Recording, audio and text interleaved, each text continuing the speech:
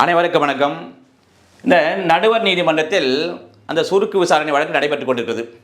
அந்த வழக்கு நடைபெற்ற போது ரெக்கார்ட் பண்ணாங்கல்ல, அந்த பதிவுகளையும் அல்லது தீர்ப்பையும் எந்த மொழியில் எழுதப்படுதல் வேண்டும் என்றால் கோர்ட் லாங்குவேஜ். சரி, அடுத்து இப்போ சிஜே இவர் அப்பாயின்ட் பண்ணியிருக்கார் இந்த ஆஃபீஸரை.